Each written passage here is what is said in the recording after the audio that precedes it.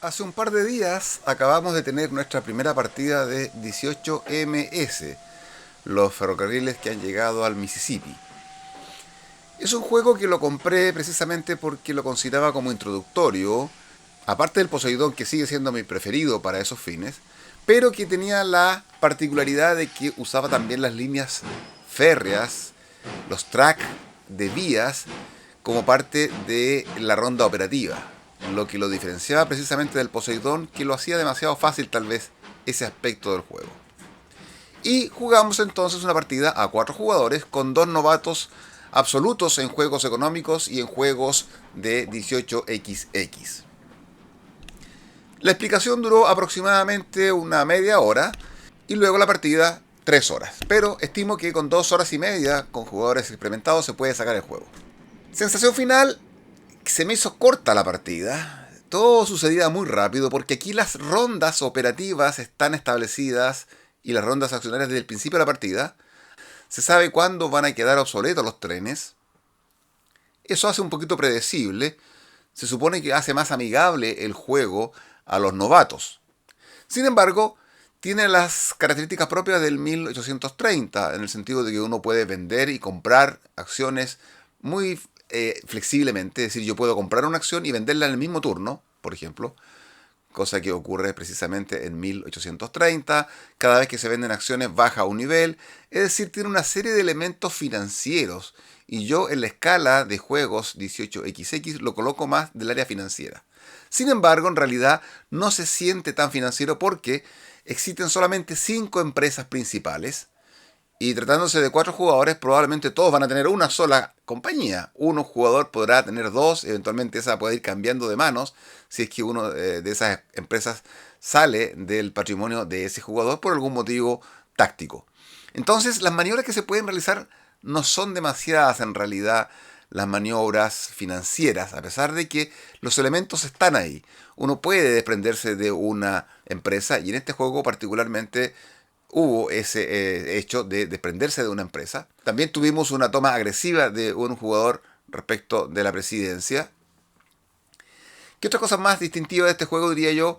Como para novatos, el mapa es bastante pequeño, es fácil de colocar en mesa, también es un elemento útil, diría yo, para los jugadores novatos. No tenemos tampoco muchas reglas especiales. Las compañías privadas son solamente 5. La forma en que se obtienen las compañías privadas o cartas especiales, les denomino yo, es a través de una selección de cartas al principio del juego. El último jugador que va a empezar la ronda accionaria elige y compra obligatoriamente una de las cartas especiales, luego en sentido antihorario, y el jugador que va a iniciar la ronda accionaria elige la última carta y se paga el precio nominal. No hay puja en este sentido. ¿Qué facultades dan? Colocar un hexágono amarillo extra o 2 hexágonos amarillos extras, ¿cierto? Etcétera. Son bastante normales, diría yo, estas facultades especiales. Se pueden vender también estas cartas especiales a la empresa hasta el 150% de su valor. También un elemento interesante financiero para hacer un juego de novatos.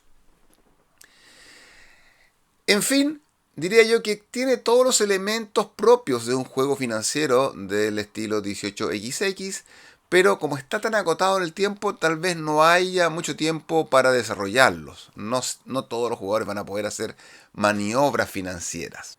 Además, hay algunos incentivos para lograr determinadas uniones en el tablero porque dan unos bonos especiales.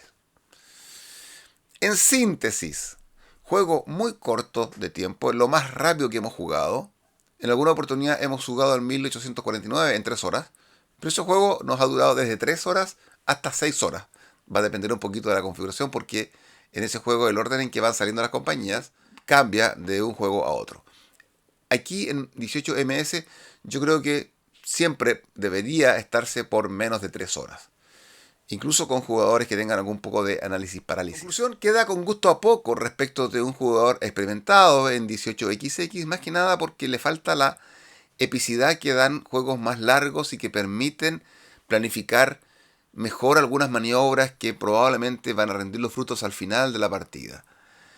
El elemento de saber en qué momento termina la partida nos obliga a pensar también en los juegos tradicionales 18XX si vale la pena o no invertir en un tren más caro. Aquí como uno sabe cuándo va a terminar, por ejemplo, en esta primera partida no logramos llegar a los trenes más caros porque simplemente ya no valía la pena, quedaban 1 o 2 rondas operativas y no valía la pena. Entonces, esa incertidumbre se pierde, esa tensión se pierde. La obsolescencia es muy similar a los juegos tradicionales, pero con el agregado de que el jugador que pierde los trenes recibe una pequeña indemnización, un poco más del 10% del valor del tren.